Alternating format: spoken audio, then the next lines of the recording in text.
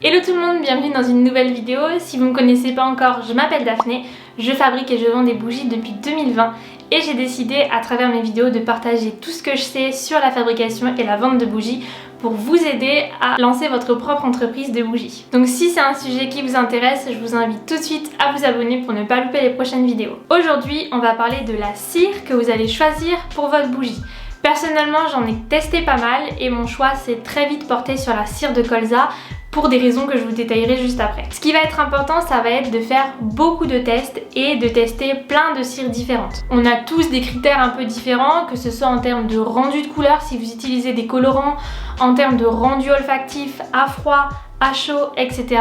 Il y a vraiment plein de critères différents et il va falloir que vous trouviez la cire qui répond à tous vos besoins. En général, vous pouvez acheter votre cire en petite quantité pour faire vos tests, donc vraiment n'hésitez pas à en tester plusieurs. Je précise dès le début de cette vidéo qu'aujourd'hui on ne va pas parler de paraffine puisqu'on va parler uniquement de cire naturelle. Alors, tout comme pour les contenants, il va falloir trouver un fournisseur sur internet. Vous pouvez retrouver en description la liste des fournisseurs que j'ai créés pour vous aider à en trouver un. Pour commencer, il faut savoir qu'il y a différents types de cire selon le type de bougie que vous allez fabriquer. C'est pas la même cire si vous faites une bougie coulée dans un contenant ou une bougie moulée. Il faudra donc bien faire attention sur la fiche produit du fournisseur, que c'est bien précisé que c'est pour le type de bougie que vous voulez faire, donc coulée ou moulée. Il existe 4 cires naturelles principales pour fabriquer des bougies.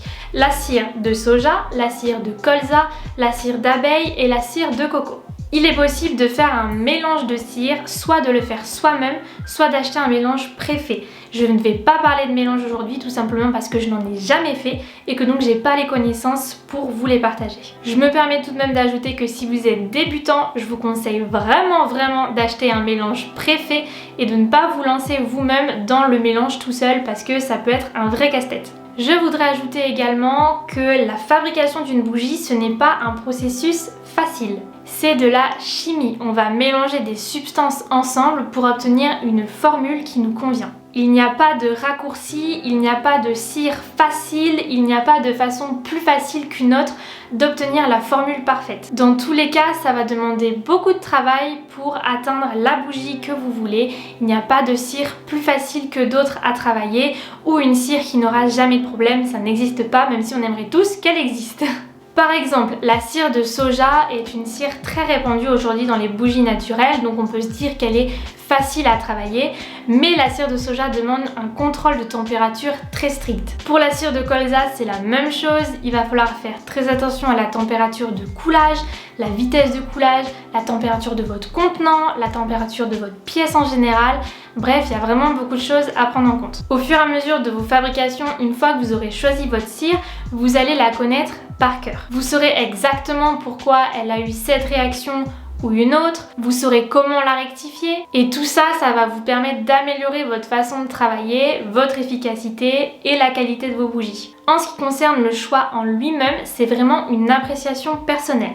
Du coup, pour vous aider un petit peu, je vais vous parler de mes critères qui ont fait que j'ai choisi la cire de colza. Mon tout premier critère, c'était d'utiliser une cire naturelle et vegan. Du coup, ça a tout de suite éliminé la cire d'abeille de ma liste de cires potentielles. Le deuxième critère pour moi, c'était la provenance. Je voulais pas que ça vienne de trop loin et que du coup ça ait un impact carbone énorme. Du coup, ça a éliminé la cire de coco et beaucoup de cire de soja parce que la plupart viennent des USA. Heureusement, il existe des cires de soja européennes et je vous conseille vraiment de chercher celle-ci plutôt qu'une cire qui vient des États-Unis qui aura donc un impact carbone beaucoup plus élevé et qui sera moins écologique. Il me restait donc la cire de soja européenne et la cire de colza européenne.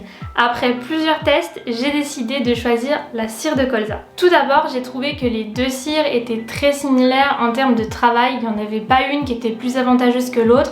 Les deux demandent un contrôle strict de température. Du coup, il n'y avait pas de différence de contrainte de fabrication. De toute façon, comme je le disais avant, il n'y a pas de solution de facilité dans le choix d'une cire. En revanche, j'ai préféré le rendu olfactif de la cire de colza, que ce soit à froid ou à chaud, je trouvais qu'on sentait beaucoup plus le parfum. Pour remédier à ça, bien sûr, vous pouvez mettre un petit peu plus de parfum dans la cire de soja, mais ça aura un impact sur votre prix. Finalement, j'ai fait mon choix final sur un critère écologique. J'ai à cœur de proposer des bougies naturelles, certes, mais toute mon entreprise est optimisée pour être la plus éco-responsable possible. Or, le colza, c'est une plante qui pousse en Europe, qui ne demande pas beaucoup d'eau pour pousser et qui est en rotation des cultures. Ça veut dire que la terre ne va pas s'épuiser à faire pousser du colza de manière intensive. Je ne parle pas ici d'OGM puisque que ce soit la cire de soja ou la cire de colza, elles sont toutes les deux garanties sans OGM. Donc pour moi, la cire de colza a coché toutes les cases de mon cahier des charges. Attention, ça ne veut pas dire que les autres cires sont nulles, elles répondent juste à des critères différents. Peut-être qu'elles seront parfaites pour vous, le plus important c'est de faire le plus de tests possible. Il faut être patient et ne pas se précipiter quand on cherche à formuler notre bougie, c'est vraiment un processus lent et qui demande du temps. Il faut prendre son temps et tout faire correctement pour pouvoir créer une bougie dont vous allez être super fiers. Vous n'allez pas tout apprendre d'un seul coup, même moi aujourd'hui après 2 ans de fabrication, j'apprends encore des choses. Et voilà, c'est tout ce que je voulais vous dire en ce qui concerne le choix de votre cire pour fabriquer votre bougie. Vous retrouverez en description une liste de matériel pour débuter ainsi qu'une liste de fournisseurs pour vous aider dans vos recherches. Si vous avez des questions, n'hésitez pas à les poser en commentaire, j'y répondrai avec plaisir. Pensez également à vous abonner si vous voulez en apprendre plus sur la fabrication et la vente de bougies. Et on se retrouve bientôt dans une nouvelle vidéo. À bientôt!